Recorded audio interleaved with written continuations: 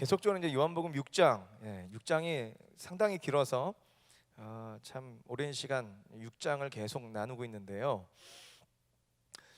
예수님이 이제 좀 잠깐 좀 선언적인 부분만 말씀을 들어보면 예수님 6장에서 오병이어 사건을 통해서 자기 자신을 이렇게 드러내시죠. 오병이어는 표적입니다. 표적. 오병이어에 우리는 머물러 있으면 안 되고 오병이어를 통해서 예수님에게로 가야 되는 것입니다. 오병이어를 통해서 예수님의 어떠하심에 대해서, 예수님이 어떤 분이신가에 대해서 우리는 살펴봐야 되고, 또한 예수님은 오병이어 표적을 통해서 자기 자신을 사람들에게 계시하십니다. 자기 자신을 이야기하십니다. 오병이어, 한없이 떡을 주실 수 있는 예수님. 5천 명이라고 했지만은 이제 남자만 5천 명이고 여자들, 노인들 그리고 애들까지 다 합치면은 한 2만 명 정도 됐을 것이다라고 추측한다고 제가 계속 말씀드리고 있죠. 처음부터 5천 명인지 몰랐습니다. 처음부터 2만 명인지 몰랐어요. 한없이 떡을 주다 보니까 5천 명이나 먹였다 기록이 되어 있는 거고, 오병이어 기적을 통해서 예수 그리스도는 한없이 떡을 주실 수 있는 분, 또한 때가 되면, 요한복음 이 때가 되게 중요하다고 그랬습니다. 때가 되면 자기 자신을 주시는 분. 그래서 자기 자신은 생명의 떡이라 말씀하시지 않습니까? 그래서 인자에게 오면, 예수님에게 오면 인자가 그 생명의 떡을 줄 텐데, 그 생명의 떡이 무엇이냐? 예수님 스스로를 가리키는. 그래서 6장에서는 이 오병이어 표적을 통해서 예수님 스스로를 때가 되면 한없이 자기가 예수님이 구원하실 사람들에게 한없이 그 떡을 주시는, 자기 몸을 주시는, 자기 생명을 주시는. 그래서 그 한없이가 어느 정도예요? 영원이요. 영원토록 주님이 우리와 함께 하셔서 우리에게 계속적으로 생명을 주입해 주시는 그 예수님. 이런 식으로 예수 그리스도, 그러니까 이런 식으로 표적을 통해서 예수 그리스도가 이렇게 사람들에게 계시되어지고, 또한 그것들을 예수님이 설명해 주시지만 사람들은 잘 못 알아듣습니다. 잘 못 알아들어요. 오늘도 그렇게 시작을 하죠. 본문에서 41절 보시면은 자기가 하늘에서 내려온 떡이라 하심으로 유대인들이 예수에 대하여 수근거려. 이제 그 전절에 있는 이야기들이 그런 내용이거든요. 그래서 자기 스스로를 가리켜서 내가 생명의 떡이다. 자, 너네들 오병이어를 통해서 이 땅에서 너네들 그냥 배불러지고 이 땅에서 그냥 더 배부르고 싶어서 날 찾는데, 그 오병이어 떡에 집중하지 말고 그 오병이어 떡을 통해서 증거되어지는 나를 집중해라. 나에게 집중해라. 내가 누군지 아느냐? 내가 생명의 떡이다. 내가 영생을 주는 생명의 떡이다. 그래서 이제 다음 주에 또 나누겠지만은, 다음 주에 이 부분을 또 놓고 나누겠지만은, 예수님이 이 자기 자신을 떡이라고 말씀하시면서 이제 내 살과 내 피를 너희들에게 주겠다 이런 표현을 하시죠.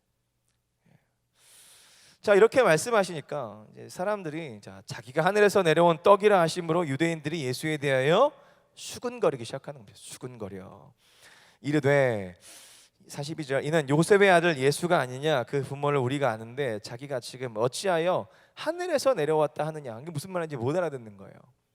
당연히 못 알아듣죠. 인간의 이성을 뛰어넘는 어떠한 그 예수 그리스도의 어떤 초월적인 어떤 생명의 어떠하심, 또한 초월적 하늘에서 내려오신 그리스도에 대해서 말씀하시는데 이해할 수가 없죠. 알아듣지를 못하는 거예요. 43절, 예수께서 대답하여 이르시되 너희는 서로 수근거리지 말라. 44절 같이 읽어볼까요? 44절, 자, 시작. 나를 보내신 아버지께서 이끌지 아니하시면 아무도 내게 올 수 없으니 오는 그를 내가 마지막 날에 다시 살리리라, 이렇게 말씀하신단 말이에요. 그러면서 나를 보내신 아버지께서 이끌지 아니하시면 내게 아무도 올 수 없다. 그러면서 그러니까 아버지로부터 인도함을 받아야지 내게로 또한 올 수 있다, 이런 말이잖아요. 또한 바꿔 말해서. 그러면서 45절에서 오늘 이 말씀을 이 45절 말씀을 좀 중심으로 해서 말씀을 좀 많이 찾아보고 정리를 해볼 텐데, 어떤 선지자의 글 하나를 인용을 하셔서 그 말씀을 하신단 말입니다. 자, 45절 같이 한번 읽어보십시다. 시작. 선지자의 글에 그들이 다 하나님의 가르치심을 받으리라 기록되었은즉 아버지께 듣고 배운 사람마다 내게로 오느니라, 이렇게 나옵니다. 그러니까 아버지께 이끌림을 당하는데 어떻게 이끌림을 당하느냐? 아버지 하나님께 가르침을 받는다 이겁니다. 가르침을 받고 그 가르침으로 아들에게 오는 거야. 아들에게, 그러니까 예수 그리스도에게 온다라는 거예요. 근데 이 이야기를 선지자의 글, 특별히 이사야 선지자 아시죠? 이사야서 54장 13절의 말씀을 가지고 와서 예수님이 말씀을 하시는 거예요. 선지자의 글, 그러니까 이사야 선지자를 말하는 거예요. 특별히 미리 말씀드리면 구약 성경을 말하는 건데, 이 구약 성경의 일부분인 이사야 선지자의 글을 인용을 해서 그들이 다 하나님의 가르침을 받으리라 기록되었은즉 아버지께 듣고 배운 사람마다 누구한테 온다? 예수님에게로 온다 이거예요. 자, 우리 이사야서 54장 13절 말씀을 한번 좀 찾아보도록 하겠습니다. 말씀을 좀 띄워주시고요. 이사야서. 제가 말씀 혹시 안 드렸나요? 안 줬군요. 죄송합니다. 자, 혹시 성경책 있으신 분들 한번 좀 펴보시기 바랍니다. 이사야서 54장 띄워졌네요. 이사야서 54장 13절의 말씀인데요. 자, 이 말씀을 인용을 한 거예요. 자, 같이 한번 54장 13절, 우리 인원이 별로 없으니까 큰 목소리로 같이 한번 읽어보십시다. 시작. 내 모든 자녀는 여호와의 교훈을 받을 것이니 내 자녀에게는 큰 평안이 있을 것이며, 이 말씀을 인용한 것입니다. 그러니까 내 모든 자녀는 여호와의 뭘 받는다고요? 교훈을 받는다 이거예요. 이 교훈, 자, 그래서 이 교훈을 받으면 누구에게로? 그러니까 무엇에게로? 평안에게로 인도함을 받는 거예요. 네? 내 모든 자녀는 하나님의 부름받은 백성, 언약 관계에 있는 백성, 그리고 예수님 시대 때는 예수님이 구원하실 자기 백성, 이 백성 또한 뭐 언약 관계뿐만 아니라 또한 그 언약 안에 구원을 받을 구약의 백성들도 이제 다 포함되는 거죠.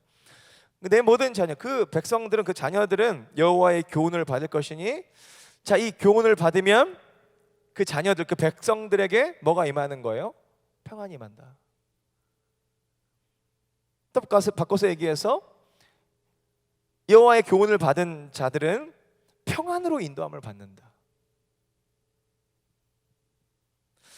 그래서 이 말씀을 그대로 예수님이 가지고 오셔가지고 다시 한번 읽어드리면, 선지자의 글에 그들이 다 하나님의 가르치심을 받으리라 기록되었은즉 아버지께 듣고 배운 사람마다 다 내게로 온다. 그러니까 그 평안이라는 말을 예수님으로 바꿔버렸어요.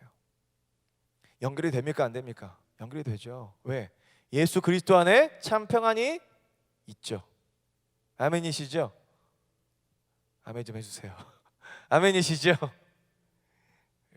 기분 별로 안 좋으세요? 찬양만 하니까 기분 별로 안 좋아요?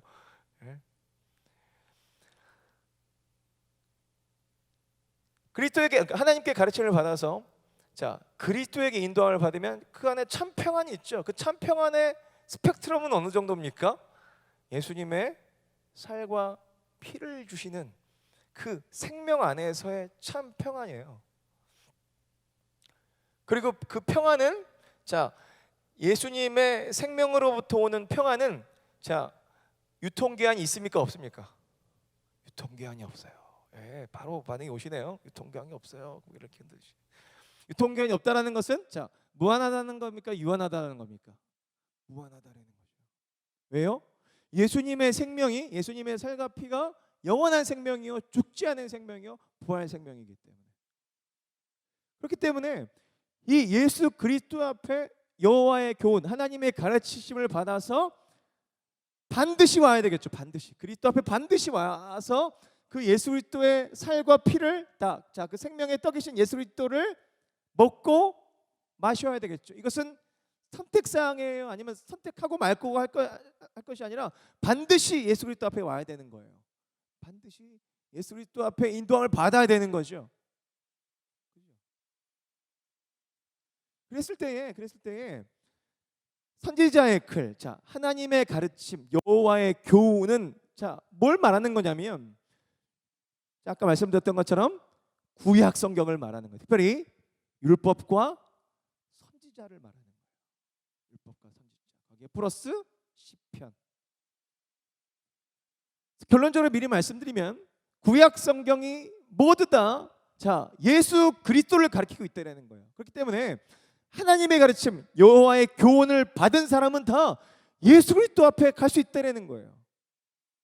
그 말씀을 받은 사람은요, 그리스도에게 인도함을 받을 수 있다는 거예요. 그런 차원에서 요한복음에서 자 예수님께서 선지자의 글을 인용하면서 그들이 다 하나님의 가르침을 받으리라 기록되어 있어요. 아버지께 듣고 배운 사람마다 내게로 온다라고 이야기해주는 그 사람들은 성경을 지금 알고 있는 거예요. 제대로 알고 있는 거예요. 제대로 모르고 있는 거예요.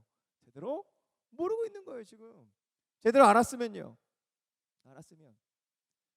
그리스도를 알아봤겠죠. 특별히 성령님의 조명해 주심이 필요하죠. 무조건 안다고만 해서 끝나는 것이 아니라 성령님의 조명해 주심, 알려 주심이 있어야죠.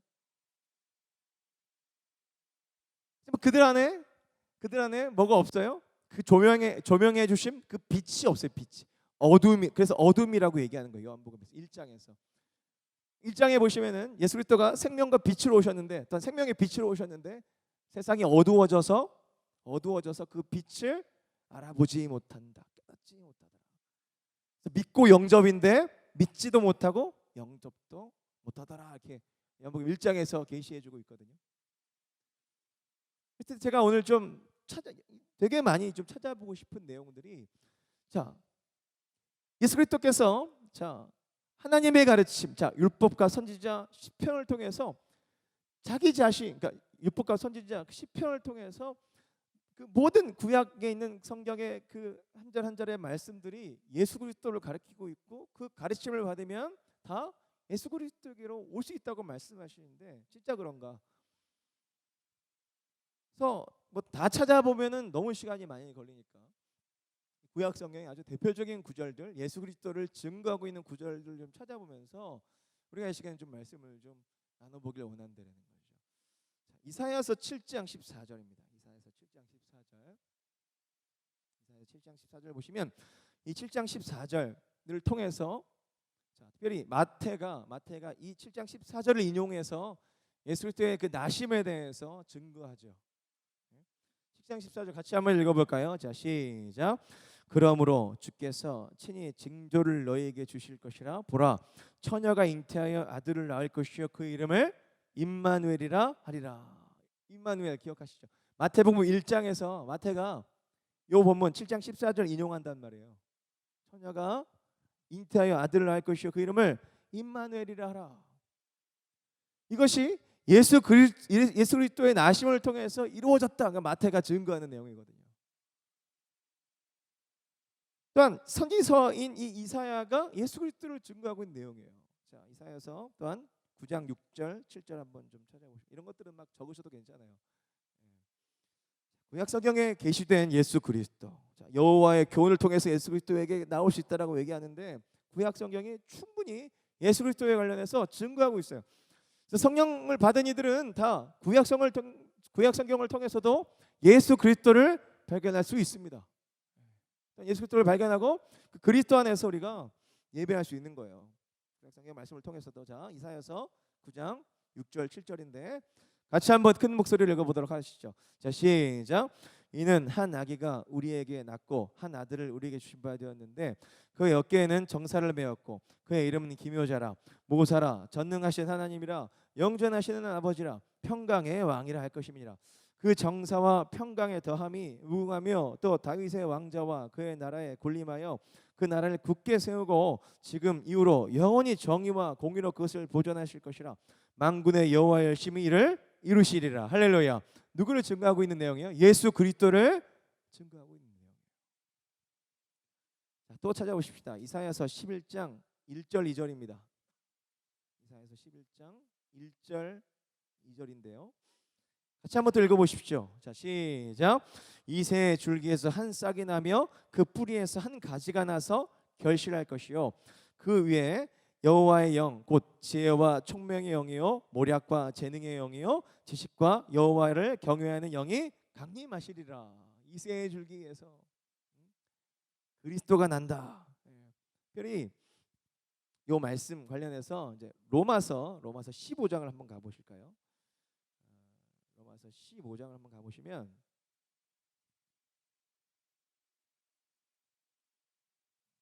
로마서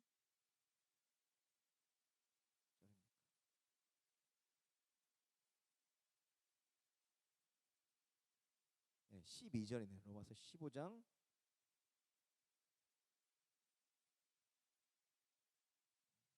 15장 12절 띄워줄 수 있나요? 제가 드렸나요? 15장 12, 드렸군요. 자, 같이 한번 읽어보십시다. 자, 시작. 또 이사야가 이르되 이새의 뿌리 곧 열방을 다스리기 위하여 일어나시는 이가 있으리니 열방이 그에게 소망을 두리라. 누굴 말하는 거겠어요? 예수 그리스도를 말하는 거예요. 그리고 이 11장은 1절 2절이 이새의 뿌리 말하고 있고, 자, 이 로마서의 이 바울은 이사야서 11장 10절 말씀을 인용해서 이새의 뿌리 곧 열방을 다스리기 위하여 일어나시는 이 그 예수 그리스도, 다윗의 혈통에서 나신 예수 그리스도, 또한 다윗이 그림자로서 다윗이 모형으로서 가리키는 예수 그리스도. 자, 우리 미가서 한번 더 가보실까요? 미가서 그러면 이사야서는 이제 대선지서였죠. 미가서는 소선지서죠. 소선지서 좀 찾아보면 좋을 것 같습니다. 미가서 5장 2절부터 5절까지죠. 자, 이 말씀도 또한 마태가 인용을 하죠. 자, 미가서 5장 2절부터 6절 같이 2절부터 5절. 자, 같이 한번 읽어보십시다. 시작. 베들레헴 에브라다야 너는 유다 족속 중에 작을지라도 이스라엘을 다스릴 자가 내게로 나올 것이라. 그의 근본은 상고의 영원에 있느니라. 그러므로 여인이 해산하기까지 그들을 붙여주시겠고 그 후에는 그의 형제 가운데 남은 자가 이스라엘 자손에게로 돌아오리니 그가 여호와의 능력과 그의 하나님 여호와의 이름의 위엄을 의지하고 서서 목축하니 그들이 거주할 것이라. 이제 그가 창대하여 땅끝까지 미치리라. 이 사람은 평강이 될 것이니라. 예수 그리스도의 이름이고 예수 그리스도의 어떠하심, 그러니까 그의 근본은 상고의 영원에 있느니라. 영원하신 하나님이신 예수 그리스도. 자, 다니엘서 우리가 많이 살펴봤었죠. 다니엘서도 좀 살펴보기를 원해요. 다니엘서 설교를 못 들으셨던 분들을 위해서 다니엘서 3장인데요.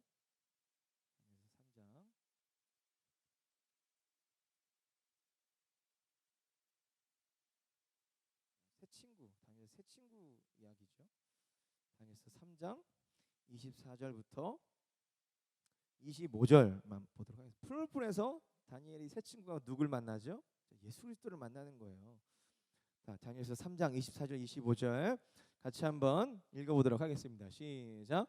그때에 느부갓네살 왕이 놀라 급히 일어나서 모사들에게 물어 이르되 우리가 결박하여 불 가운데 던진 자는 세 사람이 아니었느냐 하니 그들이 왕에게 대답하여 이르되 왕이여 옳소이다 하더라. 25절 시작. 왕이 또 말하여 이르되 내가 보니 결박되지 않은 네 사람이 불 가운데로 다니는데 상하지도 아니하였고 그 넷째의 모양은 신들의 아들과 같도다 하고. 신들의 아들 누구죠? 예수 그리스도. 그리스도가 이 세 친구를 구원하셨어요. 이 세 친구를 불 가운데에서 그리스도가 구원하셨다고요. 또 다니엘서 또 있죠. 다니엘서 설교를 다 들으셨던 분들은 어디를 찾는구나 다 아실 텐데, 자 7장 다니엘서 7장 13절 14절인데 전 이 내용을 발견하고 깜짝 놀랐어요. 다니엘이 이거를 미리 보는구나. 이거를 다니엘에게 이걸 미리 환상으로 보여주셨거든 하나님이. 자 7장 13절 14절인데 같이 한번 읽어보십시다. 시작. 내가 또 밤 환상 중에 보니 인자 같은 이가 하늘 구름을 타고 와서 옛적부터 항상 계신 이에게 나아가 그 앞으로 인도되매 그에게 권세와 영광과 나라를 주고 모든 백성과 나라들과 다른 언어를 말하는 모든 자들이 그를 섬기게 하였으니 그의 권세는 소멸되지 아니하는 영원한 권세요 그의 나라는 멸망하지 아니할 것이니라. 할렐루야. 이 13절이 되게 중요한데 뭐가 떠올려지십니까? 내가 또 밤 환상 중에 보니 인자 같은 이가 하늘 구름을 타고 옛적부터 항상 계신 이에게 나가 인도됨을 받는 장면을 지금 보는 거예요. 여기서 옛적부터 항상 계신 이는 하나님. 인자 같은 이 누굴 말하겠어요? 예수 그리스도입니다. 그러니까 그리스도가 구름을 타고 구름 가운데 또한 옛적부터 계시니 하나님께 인도함을 받아서 뭘 받는 거예요? 세상 권세를 다 받기 시작하는 거예요. 이 장면이 어디서 나오는 건지 아세요? 다니엘 설교를 들으셨던 분들은 아실 거예요. 어디서 나와요? 사도행전 1장 8절. 그러니까 1장에 나오잖아요. 예수 그리스도께서 자기를 쳐다보고 있는 그러니까 이제 이스라엘 회복이 언제 일어납니까? 물어보면은 제자들에게 그때는 아무도 모른다. 아버지만 아신다. 하시면서 성령을 받기까지 기다려라 말씀하시면서 승천하시잖아요. 십자가 대속의 사건을 이루시고 부활하셔서 구름 타고 승천하셔서 하나님께로 인도함을 받잖아요. 그 장면이에요 지금. 십자가 대속의 사건을 이루고 부활하시고 승천하셔서 하나님께 인도함을 받는 그 장면을 지금 다니엘이 지금 미리 보는 거라고요. 별로 감동이 없으시네요. 깜짝 놀랐어요. 이거 보고. 다니엘이 500년 전 사람이잖아요 지금. 다니엘이 구약 성경에 BC 6세기 사람이란 말이에요. BC. 예수님의 부활 승천은 언제 일어나요? AD 1세기에 일어나는 거잖아요. AD.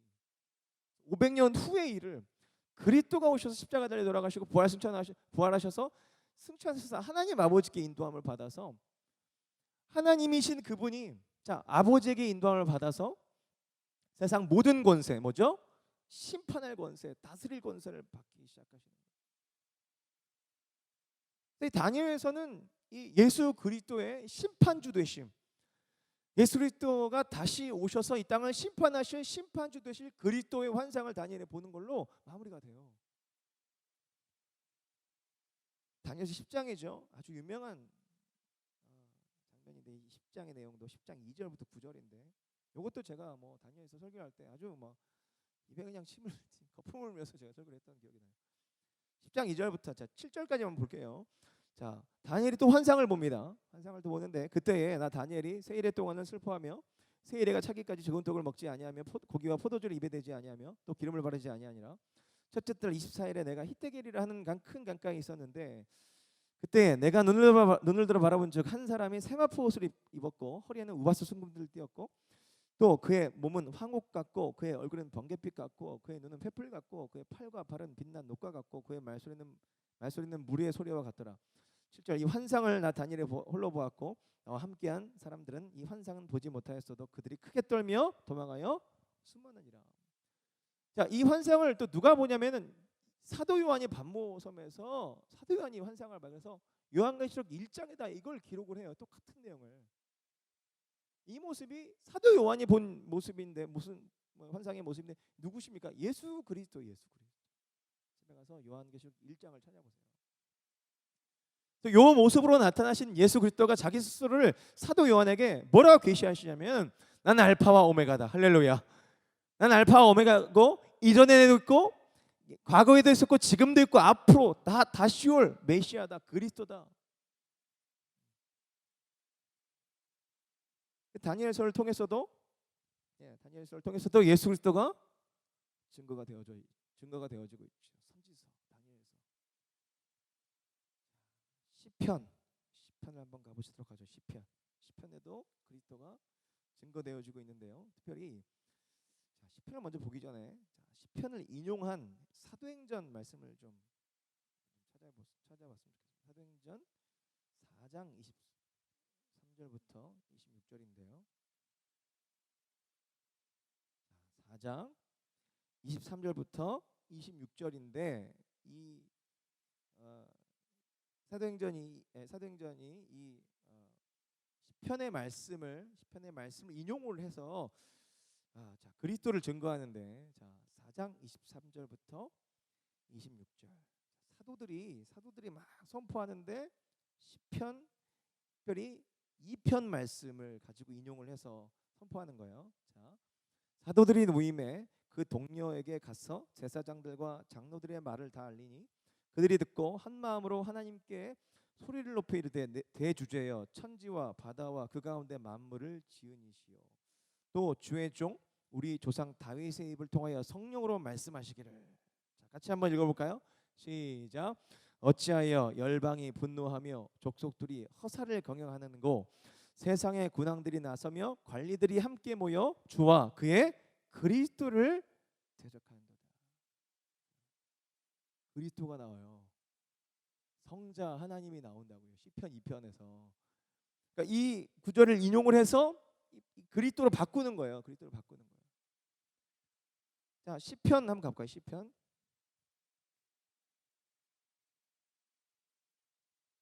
이렇게 설교를 하면 다들 안 좋아하더라고요. 좋아하질 않아요. 근데 원래 설교가 이런 거예요. 원래 설교가 이렇게 하는 거예요. 원래 설교를. 죄송하지만 그래서 뭐 저만 이렇게 설교한다 그런 말씀이 아니라 원래 설교를 하시는 분들 이런 식으로 다 설교를 하세요. 워낙 예화를 많이 쓰고 하니까 예화 많이 쓰는 거 별로 좋은 거 아니에요. 여러분 시편 2편이에요. 시편 2편. 시편 2편인데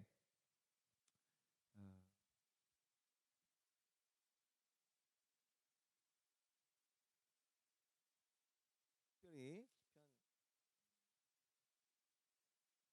시편 사도행전 4장 자 25절 26절이 자 시편 2편 1절 2절 말씀을 인용을 한 거예요. 그러면서 자 시편 2편을 가셔서 제가 한번 읽어볼게요. 어찌하여 이방 나라들이 분노하며 민족들이 헛된 일을 꾸미는가. 그래서 세상의 군왕들이 나서며 관원들이 서로 꾀하여 여호와와 그의 기름 부음 받은 자를 대적하며 요 말씀을 갖고 온 거예요. 그러면서 그 기름 부음 받은 자를 자 그리스도를 대적한다 이렇게 표현하는 거예요. 사도들이 이 기름 부음 받은 자를 그리스도로 보는 거예요. 그리스도로. 그건 그리스도로 믿는 거예요. 그러면서 보세요. 3절 우리가 그들의 맨 것을 끊고 그의 결박을 벗어버리자 한도다. 그러니까 그리스도를 대적하는 자들이 대적하면서 그러면서 장면이 바뀌면서 4절 하늘에 계신 이가 웃으시며 주께서 그들을 비웃으시리로다. 하늘에 계신 이가 웃어요. 하나님이 웃으시는 거예요. 그래서 5절 그때에 분을 바라며 진노하사 그들을 놀라게 하여 이르기를 내가 나의 왕을 내 거룩한 산 시온이 어딜까요? 예루살렘. 시온에 자 하나님이 나의 왕, 내가 나의 왕을 거룩한 산 예수 그리스도를 그 시온산에 딱 세우시겠다는 거예요. 그래서 7절부터 9절인데 같이 한번 읽어보십시다. 자 시작. 내가 여호와의 명령을 전하노라. 여호와께서 내게 이르시되 너는 내 아들이라 오늘 내가 너를 낳았도다. 내게 구하라. 내가 이방 나라를 내 유업으로 주리니 내 소유가 땅끝까지 이르리로다. 네가 철장으로 그들을 깨뜨리며 질그릇 같이 부수리라 하시는도다. 할렐루야. 여호와께서 그리스도를 왕으로 세우셔서 그리스도가 철장으로 나라를 다스리는 장면을 시편 기자 다윗이 그것을 보고 미리 선포하는 거예요. 다윗이. 시편을 통해서도 자 시편 2편만 제가 말씀드렸는데 시편을 통해서도 충분히 시편이 예수 그리스도를 증거하고 있어요. 그죠? 선지자와 시편, 자 구약 성경이 자 그리스도를 가리키고 있어요. 미리 말씀드리지만 구약 성경을 읽으면요, 일단 구약 성경의 전체 분위기가 다 누구에게로 끌어가요? 예수 그리스도에게로 끌어가는 거예요. 일단 예수 그리스도에게로 끌어가지 않으면 안 되는 분위기로 구약 성경이 계속 기술이 되고 있어요.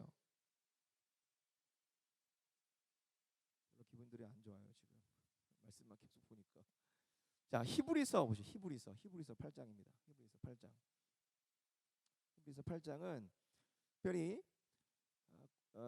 출애굽 율법 가운데 제사제도, 그러니까 제사와 그 성막이 누구를 가리키고 있는지를 증거하고 있는 자 8장 1절부터 보시면 8장 1절부터 7절까지 보시면 자 읽어볼게요. 지금 우리가 하는 말의 요점은 이러한 대제사장이 우리에게 있다는 것이라. 그는 하늘에서 지극히 크신 이의 보좌 옆에 앉으셨으니 성소와 참 장막에서 섬기는 이시라. 이 장막은 주께서 세우신 것이요 사람이 세운 것이 아니니라. 대제사장마다 예물과 제사 드림을 위하여 세운 자니 그러므로 그도 무엇인가 드릴 것이 있어야 할지니라. 예수께서 만일 땅에 계셨더라면 제사장이 되지 아니하셨을 것이니 이는 율법을 따라 예물 드린 제사장이 있습니다. 그들이 섬기는 것은 하늘에 있는 것의 모형과 그림자라. 모세가 장막을 지으려 할 때에 지시하신 모든 것 같으니 이르시되 삼가 모든 것을 산에서 내게 보이던 본을 따라 지으라 하셨으니라. 그래서 6절 같이 한번 읽어볼까요? 시작.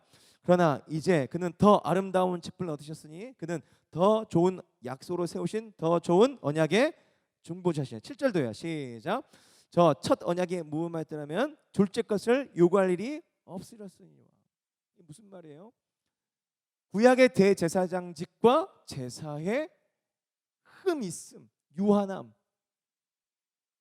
하지만 그것이 가리키는 진짜 대제사장이신 예수 그리스도와 예수 그리스도가 드리는 제사는 무흠하다 이거예요. 무흠하다. 그러니까 구약의 율법 가운데 제사가 아주 제사와 그 성막과 제사 제도가 굉장히 많은 지면을 할애하고 있잖아요. 근데 그 모든 것들도 다 누구를 가리키고 있다? 자, 진짜 참 대제사장인 참 중보자이신 예수 그리스도. 모세도 예수 그리스도를 예표하는 그림자고 아론도 예수 그리스도를 예표하는 그림자다. 심지어 성막도, 또한 성막에서 드리는 제사도 다 예수 그리스도를 예표하는 그림자다. 히브리서 9장이에요. 히브리서 9장. 제가 마음 같아서는 9장 1절부터 28절까지 다 읽고 싶은데 분위기가 너무 안 좋아가지고, 예, 히브리서 9장 1절부터 자 읽어볼게요. 자, 첫 언약에도 섬기는 예법과 세상에 속한 성소가 있고 예비한 첫 장막이 있고 그 안에 등잔대와 상과 진설병이 있으니 이는 성소라 일컫고 또 둘째 휘장 뒤에 있는 장막을 성소라 일컫나니 금 향로와 사면을 금으로 싼 언약궤가 있고 그 안에 만나를 담은 금 항아리와 아론의 쌍난 지팡이와 언약의 돌판들이 있고 그 위에 속죄소를 덮는 영광의 그룹들이 있으니 이것들에 관하여는 이제 낱낱이 말할 수 없노라. 이 모든 것을 이같이 예배하였으니 제사장들이 항상 첫 장막에 들어가는 첫 장막에 들어가 섬기는 예식을 행하고 오직 둘째 장막은 대제사장이 홀로 1년에 한 번 들어가되 자기와 백성의 허물을 위하여 드리는 피 없이는 아니하나니. 이게 뭔지 아시겠죠? 첫 장막 뭐죠? 성소. 둘째 장막은요? 지성소. 그래서 첫째 장막에 있는 것과 지성소 안에 있는 들어가 있는 어떤 것들을 막 설명하고 그래서 구약의 그 성막에 관련해서 지금 히브리서 기자가 얘기하고 있는 거예요. 그러면서 8절 성령이 이로써 보이시는 것은 첫 장막이 서 있을 동안에는 성소에 들어가는 길이 아직 나타나지 아니하는 것이라. 9절 이 장막은 현재까지 비유래요. 이 장막, 첫 장막. 그러니까 첫 장막이라는 건 여기서 말하는 이 장막, 이 첫 장막이라는 것은 하나님께서 이스라엘 백성들에게 지으라고 말씀하신 구약의 성막을 말하는 성막. 성막이 현재까지 비유래요. 참 것이 아니래요. 이단 중에 하나님의 교회는 그 첫 장막의 예법을 지키죠. 뭐 유월절 뭐 이런 거 막 지키려고 하죠. 하나님의 교회 안상홍 증인회. 이단들은 구약에 머물러 있는 거. 하지만 우리는요 구약의 계시, 특별히 구약의 성막과 제사 제도가 계시하시고 보여주시는 예수 그리스도까지 가는 거예요. 이 장막 현재까지의 비윤이 이에 따라 드리는 예물과 제사는 섬기는 자를 그 양심상 온전하게 할 수 없나니. 그렇죠. 제사, 그 성막에서 드려지는 제사, 동물의 피가 사람을 온전하게 했어요? 온전하게 하지 못하는 거죠. 온전하게 하지 못해요. 유한하다 이거예요. 그것은 그림자다 이거예요. 그래서 10절 같이 한번 읽어봅시다. 10절 중요합니다. 자, 시작.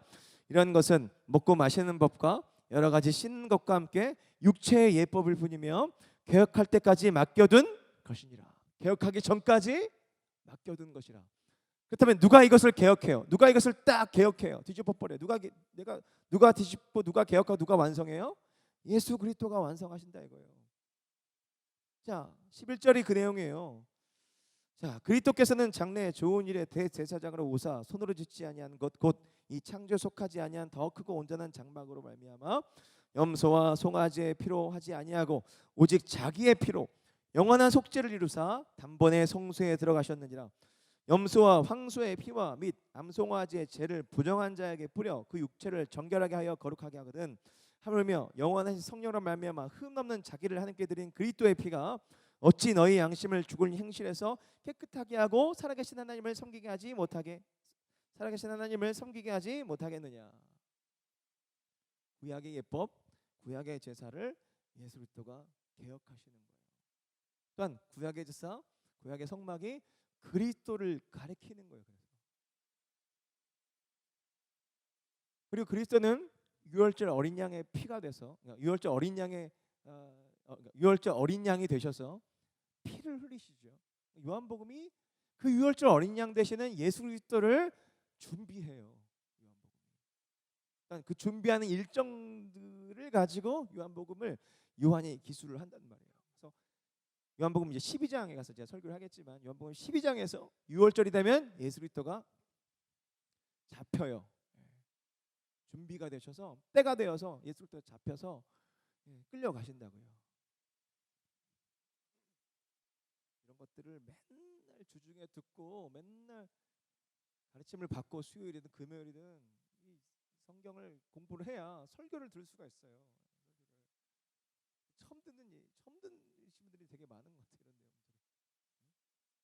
자, 로마서 한번 갑시다. 로마서 3장 21절 22절인데 로마서에서 바울은 대놓고 이렇게 얘기하죠. 3장 21절 22절 이제는 같이 한번 읽어볼까요? 로마서 3장 21절 시작. 이제는 율법 외에 하나님의 한 의가 나타났으니 율법과 선지자들에게 증거를 받은 것이라. 22절 시작. 곧 예수 그리스도를 믿음으로 말미암아 모든 믿는 자에게 미친 하나님의 의인이 차별이 없느니라. 아멘이십니까? 율법과 선지자가 예수 그리스도와 그를 믿는 믿음을 율법과 선지자가 증거하고 있다 이거예요. 여러분 구약 성경도 믿음으로 구원이에요. 구약도 믿음으로 구원이라고요. 신약에만 믿음으로 구원이 아니라 구약도 믿음으로 구원이에요. 왜 그렇죠? 갈라디아서 3장 16절 가보시겠습니다. 갈라디아서 3장 16절 믿음이 나와서 이걸 얘기하고 같이 나가야 될 것 같아요. 갈라디아서 3장 16절 같이 한번 읽어보시죠. 3장 16절 시작. 이 약속들은 아브라함과 그 자손에게 말씀하신 것인데 여럿을 가리켜 그 자손들이라 하지 아니하시고 오직 한 사람을 가리켜 내 자손이라 하셨으니 곧 누구라? 그리스도라. 이 내용이 아브라함이 창세기 15장에서 하늘의 별처럼 많은 땅의 모래알처럼 많은 자손이 너에게 있을 것이다라고 말씀하시는 하나님의 언약을 받는 장면을 바울이 가지고 와서 이 약속들은 아브라함과 그 자손에게 말씀하신 것인데 여럿을 가리켜 그 자손들을 하지 아니하시고 오직 한 사람을 가리켜 내 자손이다. 여러 사람이 아니다. 한 사람을 가리키는 거다. 아브라함에게 하신 약속은 많은 자손이 아니라 한 사람이다. 한 사람 누구냐? 예수 그리스도다. 그랬을 때 아브라함이 15장 몇 절입니까? 6절인가 5절인가요? 그 약속을 받고 그 그리스도의 약속을 받고 아브라함이 어떻게 해요? 그 약속을 믿었다. 그리고 그 믿음을 보시고 하나님은 아브라함을 의롭게 여기셨다 그래요. 여기다 설교하고 있는 것 같아요. 지금 창세기 15장 가보시죠. 이 말씀은 안 드렸어요 제가. 창세기 15장 6절 맞네요. 창세기 15장 5절 6절인데 혹시 성경책 있으신 분들 한번 찾아보세요. 제가 한번 읽어드릴게요. 그를 이끌고 밖으로 나가 이르시되 하늘을 우러러 무표를 셀 수 있나 보라. 또 그에게 이르시되 내 자손이 이와 같으리라 했을 때 이 내 자손이라는 히브리어 단어가 복수가 아니라 단수라고요. 단수. 한 사람을 가리키는 거래요. 한 사람을. 예수 그리스도라고요. 그것을 바울이 예수 그리스도로 해석을 했다고요. 신약에서 바울이 주석하는 것만큼 완벽한 주석이 어디 있어요. 그랬을 때 이 내 자손이 이와 같으리라는 것을 아브라함이 어떻게 했다고요? 6절. 아브라함이 여호와를 어떻게 했다고요?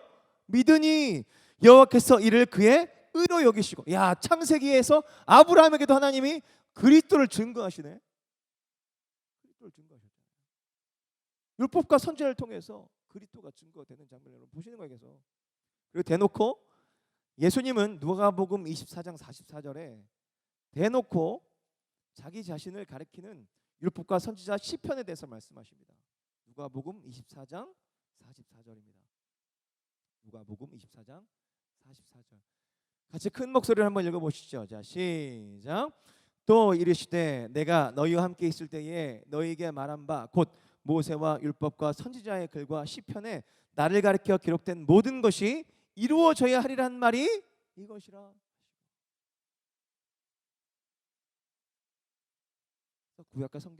구약과 신약이 짝이 맞는 거예요. 보세요. 예수님이 말씀하시잖아요. 예수님이 율법과 선지자의 글과 시편에 나를 가리켜 기록된 모든 것이 이루어져야 한다. 율법과 선지자, 시편, 구약 성경. 그리고 끝났습니다. 다 마무리됐어요. 이제 요한복음 8장에서 아주 대놓고 예수님 이렇게 말씀하십니다. 요한복음 8장 56절. 요한복음 8장 56절. 같이 한번 큰 목소리를 읽어보십시오. 시작. 너희 조상 아브라함은 나의 때 볼 것을 즐거워하다가 보고 기뻐하였느니라. 여러분, 아브라함이 그리스도의 때를 보고 기뻐했대요. 그러니까 예수라는 이름으로 메시아가 올 것이다라는 것은 아직 모르지만 그 메시아의 때, 그리스도의 때를 봤다는 거예요. 아브라함이. 언제요? 하나님이 아브라함에게 자손을 약속하실 때. 단수 여럿이 아니다, 한 명이다. 그리스도를 통해서 하늘의 별처럼 많은, 바다의 모래처럼 많은 자손들이 많아질 것이다. 이 약속을 아브라함이 믿고 그것을 영접하고 그것을 받아들임으로 말미암아 그때를 보고 아브라함이 기뻐했다라는 것을 예수님이, 야, 너희 조상 아브라함은 내 때를 보고 기뻐했어. 어때요? 구약 성경의 모든 분위기가 다 그리스도에게로 다 몰고 가요.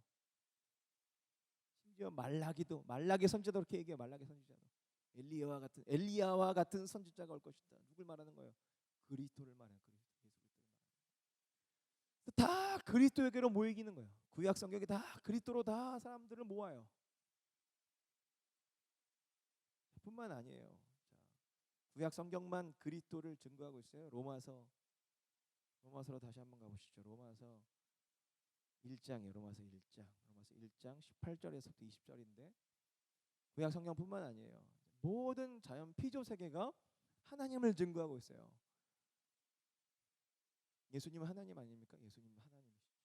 삼위 하나님을 증거하고 있다고요. 핑계할 수가 없어요. 자, 로마서 1장 18절에서부터 20절인데 같이 한번 읽어보시죠. 자, 큰 목소리로 시작. 하나님의 진노가 불의로 진리를 막는 사람들의 모든 경건하지 않음과 불의에 대하여 하늘로부터 나타나니 이는 하나님을 알만한 것이 그들 속에 보임이라. 하나님께서 이를 그들에게 보이셨느니라. 창세로부터 그의 보이지 아니하는 것들 곧 그의 영원의 능력과 신성이 그가 만드신 만물에 분명히 보여 알려졌나니 그러므로 그들이 핑계하지 못할지니라. 할렐루야. 여러분, 모든 피조 만물 세계 가운데 성부 하나님만 우리가 발견할 수 있어요? 아니죠. 성부 하나님만 천지를 창조하신 분이 아니잖아요. 요한복음 1장 뭐라고 나와요? 말씀이 태초에 하나님과 함께 계셨다. 말씀을 통해서 모든 것이 창조되었다. 말씀으로 말미암아 모든 것들이 만들어졌다. 이렇게 증거하고 있잖아요. 그렇지 않아서 이 모든 피조 세계에 하나님의 능력과 그리스도의 신성과 그리스도의 능력, 그리스도의 어떠하심이 다 들어있는 거예요. 온 세상을 보면서도 태양이 뜨는 걸 보면서도 아침이 오고 밤이 오고 달이 뜨고 별이 떠 있는 거, 바람이 불고 추위가 봄, 여름, 가을, 겨울이 오고 가는 거 이런 거 보면서도 삼위 하나님, 특별히 그리스도 중심으로 모든 것들이 돌아가고 있다라는 것을 볼 수 있어야 되는 거예요. 그러니까 세상 만물이 다 그리스도에게로 우리 끌어가고 있다고요. 구약 성경뿐만 아니라 신약 성경은 말할 것도 없고요. 그래서 이 전체적인 분위기가 전부 다 그러니까 하나님의 가르침을 받지 않은 영역이 없어요. 구약성도 마찬가지고, 율법과 선지자 시편뿐만 아니라 모든 피조 세계가 다 하나님의 가르침을 받는데 그 가르침의 결국은 다 어디로 인도함을 받느냐? 그래서 결국은 예수 그리스도에게로 다 인도함을 받는 거예요. 그리고 그 그리스도 안에서 참 평안을 누리는데 그 평안함은 어디서 나오는 거예요? 그리스도의 살과 피를 먹고 마심으로 그 평안함이 오는 거예요. 그리고 모든 그 가르침은 모든 피조세계, 모든 구약성경, 모든 계시의 말씀을 통해서 가르침을 받은 주의 백성들은 반드시, 이게 중요합니다, 반드시 그리스도에게로 다 모여야 돼요. 다. 왜요? 그리스도에게로 모이지 않으면 평안 정도가 아니라 그 평안을 끼치게 해주는 그 생명, 그 평안함 가운데, 그 영원한 평안, 그 영원한 샬롬과 그 평안함 가운데 나를 있게 해주는 그 참 생명, 이 생명은 나를 구원하는 생명이죠. 이 생명은 나로 하여금 영생을 주는 생명이죠. 이 생명은 나로 하여금 죽음이라는 그 어마어마한 그 관문을 뚫고 나가게끔 만들어주는 그 생명이죠. 그렇기 때문에 그 생명이 있으면요, 죽음 따위가 우리를 속이지 못하죠. 제가 이런 말씀 드린 줄 알아요? 세상 사람들은요, 그 죽음 앞에 다 속아요. 또한 그 죽음이 정말 죽음을 주죠. 하지만요, 예수 그리스도를 붙잡는 사람들은요, 그 죽음에 우리는 속지 않죠. 죽음이 우리를 위협하죠. 너 죽는다? 너 못 산다? 너 끝이다라고 얘기하지만 그리스도를 붙잡는 사람은요, 그 죽음이 우리를 더 이상 어떻게 할 수가 없어요. 왜? 우린 죽었다가 부활할 것이니까. 이 부활의 생명을 얻기 위하여서 예수 그리스도 앞에 가야 되겠습니까? 가지 말아야 되겠습니까? 가야 되겠죠. 반드시 가야 되겠죠. 그래요, 안 그래요? 반드시 가야 되겠죠. 가지 않으면요, 우리는 속아요. 죽음에게 속아요. 속아 넘어가요. 세상에 속아 넘어가요. 그래서 주님이 이렇게 말씀하시는 거예요. 요한복음 6장 45절에서부터 이렇게 말씀하시면서 이렇게 말씀하시는 거예요. 45절부터 다시 한번 띄워주세요. 자, 선지자의 글에 그들이 다 하나님의 가르침을 받았으리라. 기록되었은즉 하나님께 배운 사람마다 다 내게로 온다. 이는 아버지를 본 자가 있다는 것이 아니라 오직 하나님에게서만 온 자만 아버지를 보았느니라. 진실로 너에게로 오느니 믿는 자는 영생을 가졌나니. 48절 같이 한번 큰 목소리로 한번 읽어보죠. 시작. 내가 곧 생명의 떡이니라. 할렐루야. 모든 구약성경, 모든 세상에 날 가르치고 있어. 내가 생명의 떡이야. 내가 생명의 떡이야. 너희 조상들은 광야에서 만나를 먹었어도 죽었거니와 이는 하늘에서 내려오는 떡이니 사람으로 하여금 먹고 죽지 아니하게 하는 것이니라. 나는 하늘에서 내려온 살아있는 떡이니 사람이 이 떡을 먹으면 영생하리라. 내가 줄 떡은 곧 세상의 생명을 위한 내 살이라 하시니라. 이거를 알게 하시기 위해서 구약 성경 내내 말씀하시고 온 피조 세계를 사용하셔서 우리를 그리스도에게로 인도하시겠다 이거 아니에요. 왜? 생명의 떡이니까. 그분을 먹고 마셔야지만 사는 거니까. 먹고 마시지 않으면 죽는 거니까.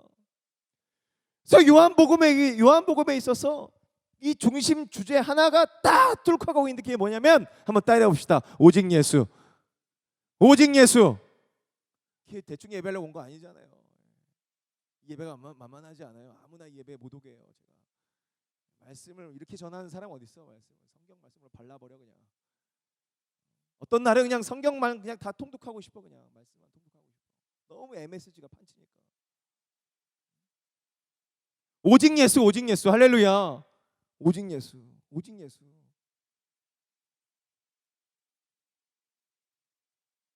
그래서 심지어는 요한복음 10장에서 뭐라고 얘기하냐면,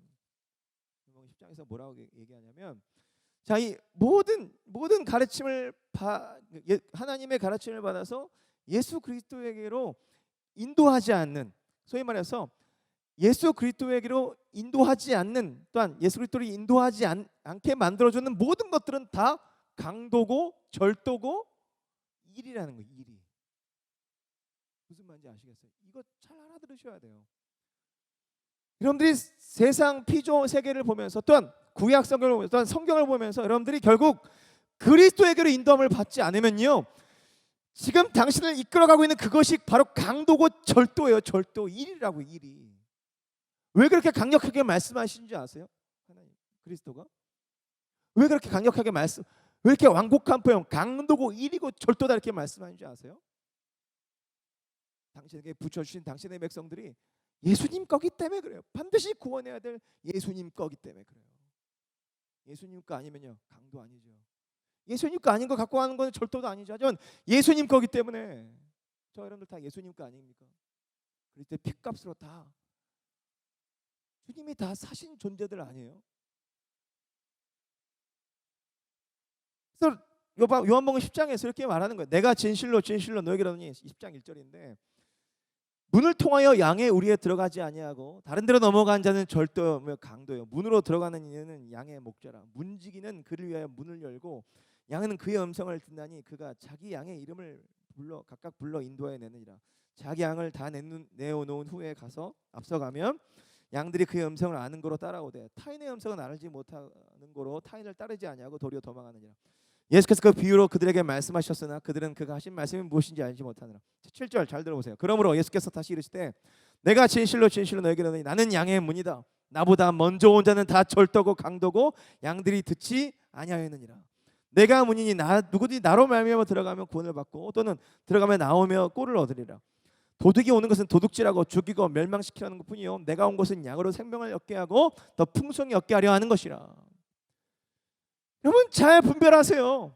그리스도의 가르침, 그러니까 성경의 가르침, 모든 피조세계의 가르침이 여러분들이 그리스도에게로 끌어가지 않으면 전부 다 강도라고요. 다 절도라고요. 다 절도.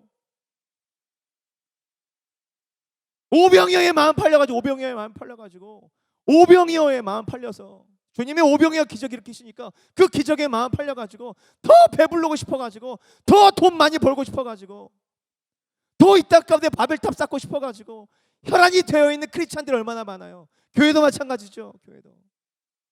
교회에게 있어서 두 가지 우상. 교회에게 있어서 두 가지 우상이 있어요. 재정과 숫자예요. 재정과 숫자라고요. 재정과 숫자. 우리의 규모는 이 정도다. 우리의 재정이 이만큼 있다. 우리의 힘은 이 정도 있다. 그것이 결국 그리스도에게로 우리를 끌고 갑니까? 그것이 우리의 나의 구원자 되신 참 생명 되신 그리스도와 그 그리스도가 세우실 그 나라에 집중하게 만들어줘요? 아니요. 이 땅의 교회가 바벨탑을 쌓는다고요. 이 땅의 성도들이 바벨탑을 쌓는다고요. 바벨탑 쌓으면서 자기가 바벨탑을 쌓는지도 몰라. 오병이어에만 머물러 있어. 배부르고만 싶어. 오병이어를 통해서 참 생명을 주시는 그리스도에게로 나와야죠. 그리스도에게로. 그래서 하나님 나라에 대한 소망을 가지고 이 땅의 삶은 잠깐이니 잠깐 왔다 가는 세상, 주 예수 그리스도를 위하여 나의 생명을 드리리로 가야죠. 난 그리스도를 위하여 하나님 나라의 생명을 유업을 받은 사람으로서 이 땅 가운데 내가 좀 늦게 가도, 내가 좀 이 땅에서 좀 재정적으로 좀 힘들게 살아도 내가 그것에 묶여가지고 그게 내가 매어가지고 돈에 내 믿음 팔고 명예에 내 믿음 팔고 권력에 내 믿음 팔지 말아야죠. 여러분 잘 기억하셔야 돼요. 모든 가르침은 그리스도에게로 우리 인도해요. 그리스도에게로 인도하지 않는 모든 것을 다 거부하십시오. 이런 설교 잘 못해요. 주일 어떻게 합니까? 주일 하면요 다 떠나요. 왜? 이 땅에 다 오병이어에만 집중되어 있기 때문에 그래요. 오병이어 설교를 너무 이상하게 하는 사람들이 너무나 많아요. 분명히 주님이 오병이어에 집중되어 있는 사람들에게 너네들은 표적을 본 건 나한테 온 것이 아니라 너네는 떡 먹고 배불러서 나한테 왔다. 야, 진짜 배부른 게 뭔 줄 아냐? 나의 생명을 먹고 마시는 자야. 나의 생명을 먹고 마시고 그 그리스도의 연합이 결국 그리스도의 연합이 우리를 끌어가는 그 상태가 어떤 상태입니까? 하나님 나라 아닙니까? 하나님 나라.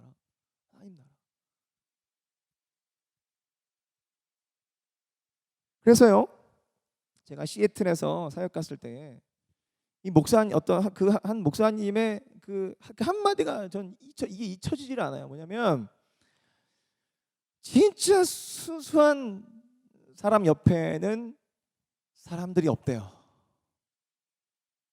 무슨 말인지 아시겠어요? 진짜 순수한 믿음과 신앙을 가지고 예배하고 교회를 세워가고 신앙을 지키는 사람 주변에 사람이 없대요. 사람이. 왜? 못 견딘다는 거예요. 왜 못 견디죠? 다 욕망을 가지고 들어오니까. 자기 욕망을 가지고 들어오니까요. 일단 교회에서도 그런 걸 다 용인하죠. 욕망이 어때서? 네 꿈을 이루어, 네 비전을 이루어. 아니요. 주님의 꿈과 주님의 비전을 이루어야죠. 주님의 말씀을 이루어야죠. 할렐루야. 아멘 안 해. 아멘 안 하는 것 봐. 아멘을 안 해. 아멘 할 수가 없어. 왜? 욕망이 있으니까. 나 이 땅에서 살아야 되겠거든. 아멘을 못 하는 거예요. 저는 그 목사님의 그 권면을 잊을 수가 없어요. 순수하면 못 견딘대요. 다 떠나간대요. 여러분, 예수님 주변에 몇 명이나 남았었습니까? 다 떠나가고, 자, 이 6장 말미에 보시면 다 떠나가요. 다.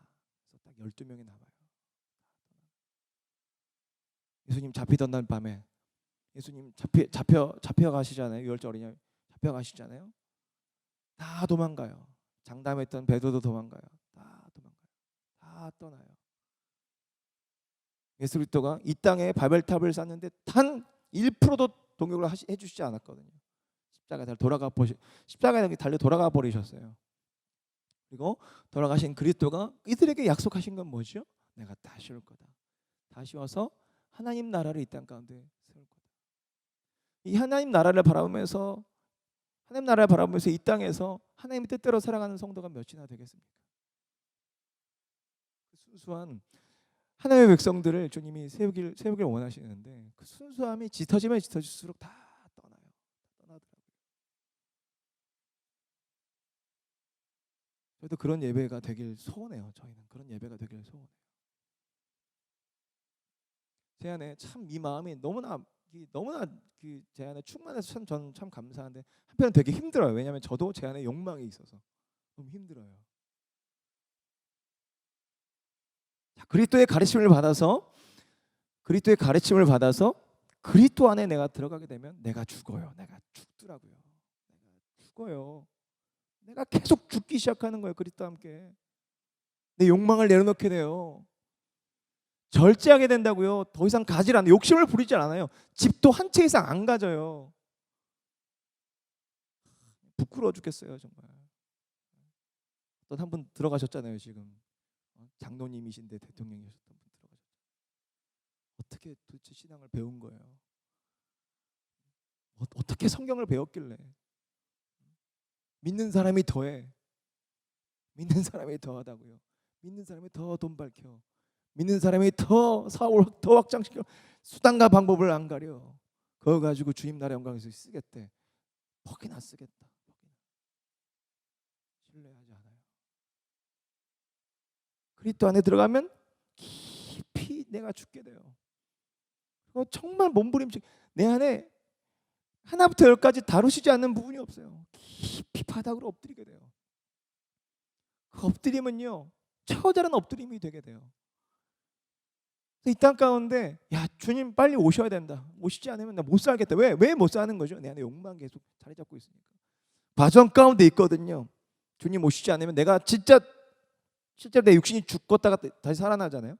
내가 죽기 전까지는 계속 내 안에 내 욕심과 내 교만이 계속 살아있거든요. 그리스도에게 가면 그 계속 죽어지는 싸움을 하는 거예요. 내가 죽고 내 목소리가 죽고 내 계획이 내려놔지고 배견하겠어요?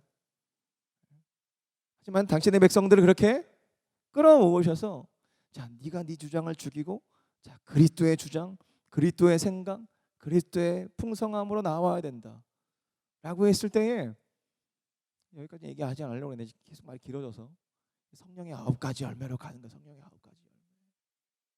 무슨 말인지 아시겠어요? 갈라디아서 6장에 나와 있는 성령의 9가지 열매.